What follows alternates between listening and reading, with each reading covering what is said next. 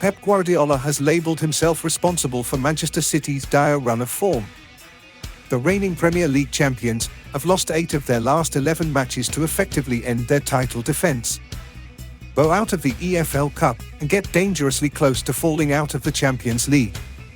But the 53-year-old, who recently signed a 2-year contract extension, has said that it is on him to fix the situation. "I'm responsible. It would be easy for me to say we lost because of this action, or this player, or this situation, but football is a team game," Guardiola said. "I'm completely convinced in what I'm saying, that I'm not good enough to find a way for them to feel peace in their bodies and their minds. I want it desperately. I'm here to try, and I will try again and again, but that is the reality. I knew it would be a tough season, but I didn't expect it to be so hard." Following recent results, Manchester City are 5th in the Premier League and trail leaders Liverpool by 9 points, having played a game more. "Now we do not play for many things, but especially for the momentum that we have," said Guardiola. "We obviously need results to lift our mood, but it is getting worse and worse, and the reality is, it is like this. I am the manager of this club, and I have to find a solution. And so far, I did not find it. This is the truth." Aston Villa head coach Unai Emery, meanwhile, is tasked with sorting their own sticky spell, having lost 4 of their last 7 Premier League matches. "We are in the process of building the team, and we are trying to be competitive and consistent," he said. Despite their poor run, the Spaniard described the ongoing competition between forwards Ollie Watkins and John Duran, who has scored 3 in 3, as perfect. Players to watch. Aston Villa. John Duran has scored 11 goals in 24 appearances in all competitions for Aston Villa this season, despite only starting 5 of those matches. The Colombian has scored in all 5 of the matches that he has started, while he comes into this having netted in 3 successive games in all competitions. As for Man United, Gvardiol has scored more goals than any other defender in the Premier League this season, having netted his 4th against Manchester United on Sunday.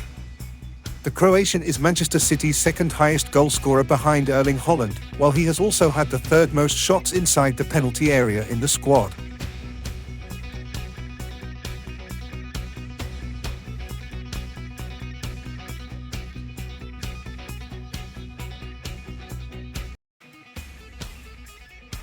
We look ahead to Saturday's Premier League game at Villa Park with our Aston Villa vs Man City prediction and preview. Pep Guardiola's men will look to end their horrendous form in what could prove a tricky away fixture. Manchester City will bid to get back to winning ways when they visit Aston Villa at Villa Park in the Premier League on Saturday. City suffered a stunning 2-1 defeat at home to rivals Manchester United last weekend as a Bruno Fernandes penalty and a 90th minute Amad Diallo winner condemned Pep Guardiola's men to yet another loss. The Citizens' chances of winning a 5th consecutive Premier League title look all but over, already 9 points behind leaders Liverpool, having played a game more than Onslaught's side. The Manchester derby defeat means City have lost 5 of their last 7 Premier League games, as many as they had in their previous 67 combined. They lost more in a single league campaign, in the 2020-21 season. Their form hasn't been much better in the cup competitions either, first crashing out of the EFL Cup to Tottenham while also failing to win any of their last 3 Champions League outings. City have been defeated in 8 of their last 11 matches in all competitions, the same number as they had lost in their previous 106 games. Even when they've been ahead, City haven't been as sure a thing to win, or even not lose, as they have in their period of dominance since Guardiola arrived at the Etihad Stadium in 2016.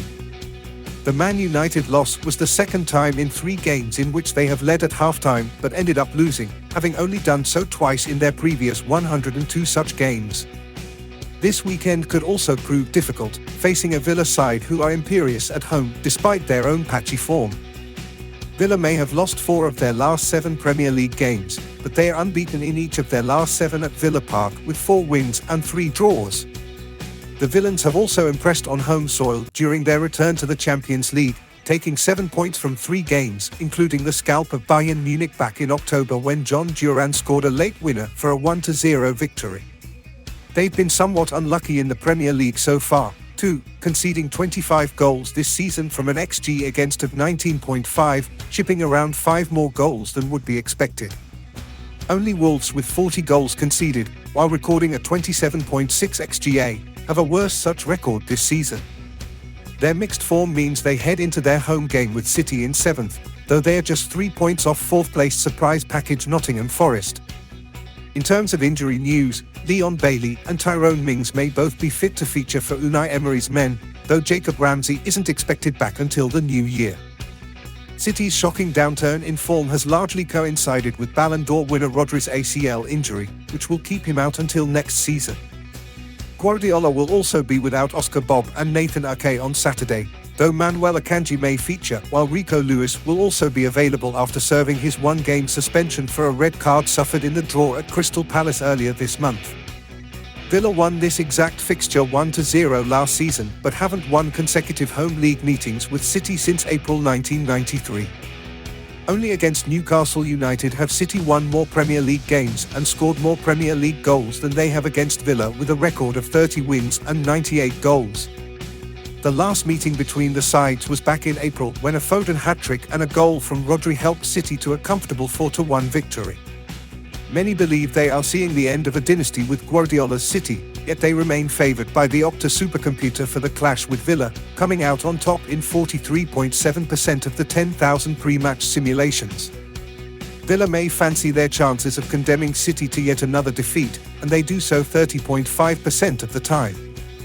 A draw, meanwhile, occurs in 25.8% of simulations. Somewhat unbelievably, City are now fourth favourites for the title, given just a 1.8% chance behind favourites Liverpool as well as Arsenal and Chelsea. As for Villa, the top four will likely still be Villa's main goal, though their hopes of repeating last season's heroics of finishing in the Champions League spots are rated at just 4%, with 6th their most likely finish.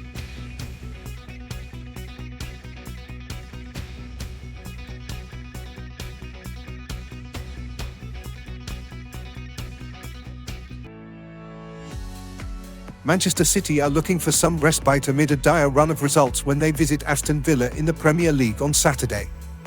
Pep Guardiola's side plunged further into crisis last weekend following their miserable late defeat to local rivals Manchester United, an 8th loss in their last 11 matches and a result that leaves them 9 points off league leaders Liverpool, having played a game more. The journey to Villa Park will certainly put Man City's power of resolve to the test in a fixture they lost last season. Guardiola has several defensive injuries to consider, and he may have to go back to basics with his tactical instructions this weekend. Here is how Man City could line up in the Midlands. In net, Ederson. Ederson's return to the team after several matches on the bench has seen 2 straight defeats to Juventus and Man United. The Brazilian has been exposed by the misfiring defence in front of him.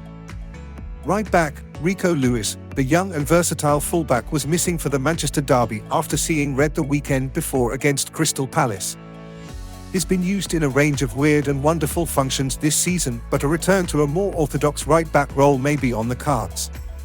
Central back, John Stones. Stones' 2 most recent outings were both of Man City's defeats to Tottenham Hotspur, but injuries to Manuel Akanji and Nathan Ake mean the Englishman may be drafted back into the starting 11 at Villa Park. Central back, Ruben Dias. Even the defiant and usually imperious Dias hasn't been able to resolve Man City's defensive issues. The Portuguese is the best of an out-of-sorts backline at present, and things could have been much worse without him.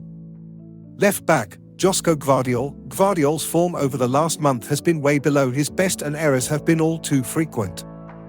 With no traditional senior left-backs in-house, however, Gvardiol's place in the team is safe for now. At least he's a goal threat at the other end. Defensive midfielder, Ilkay Gundogan. The decline of the German has been plain for all to see since his return to the Etihad Stadium, but in fairness to the aging midfielder, he's been asked to fill Rodri's gargantuan shoes. Defensive midfielder, Mateo Kovacic. Kovacic made his first appearance since the November international break against Man United, and the Croatian's return will be welcomed with open arms by Guardiola. He should provide some much-needed defensive cover in the engine room. Right wing, Bernardo Silva. The Portuguese is one of Man City's subpar superstars, failing to reach his usual lofty standards. He will be asked to do plenty of work in both halves against a high-intensity Villa side. Attacking midfielder, Kevin De Bruyne. De Bruyne sparkled in Man City's only win in their last 11 matches against Nottingham Forest, but has been relatively quiet since. The reigning Premier League champions desperately need his wizardry on Saturday. Left wing, Jeremy Doku, often looking both unstoppable and ungainly simultaneously, Doku may be unleashed as a diminutive battering ram on Saturday. He should sprint relentlessly down Villa's left-hand side. Striker, Erling Haaland, the Norwegian had just 21 touches during the Manchester derby, 3 more than he enjoyed against Juventus in the Champions League. If he's not involved, he simply has to be scoring, but Man City's general lethargy means that hasn't happened too frequently in recent weeks. Kick-off at Villa Park 12:30 p.m. tomorrow, Saturday, December 21st.